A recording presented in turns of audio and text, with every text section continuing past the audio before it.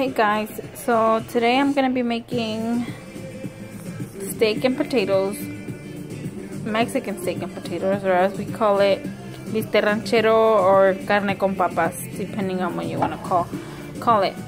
There's different names. So what I'm gonna be using is 3 peeled potatoes. It could be the yellow potatoes, the baking potatoes, russet potatoes, that's what they're called.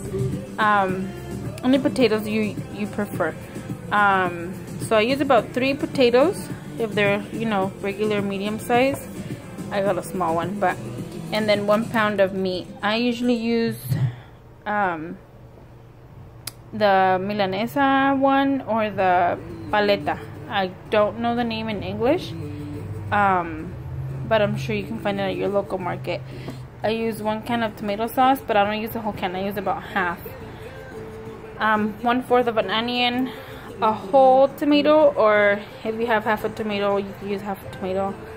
I use oil or olive oil to for the meat, and garlic salt. So first you want to cut your meat into squares. You could also find it at the grocery store already cut up, diced up for you, and that saves you some time as well. So you want to dice up your meat in little squares. And then first you cook the meat in the frying pan. Let it cook thoroughly.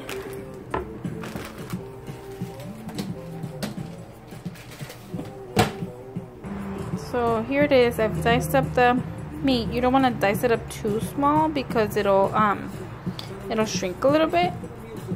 So about this size, or it's to your liking. But it'll shrink a little bit in the pan. And you just want to add your oil to the pan.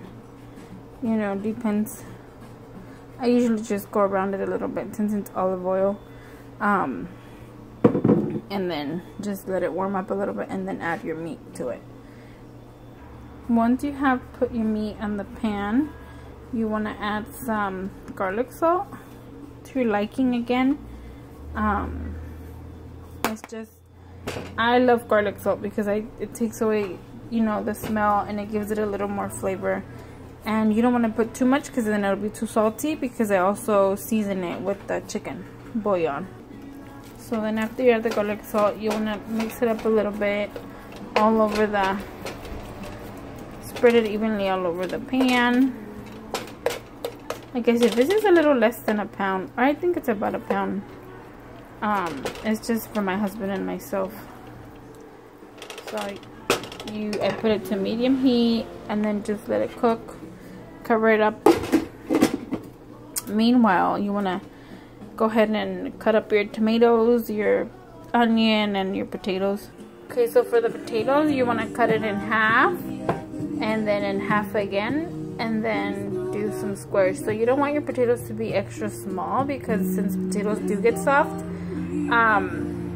they'll get smashed and then it won't be so good. So a little bigger the better.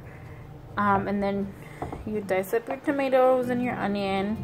You just keep it on the side while your meat is still cooking.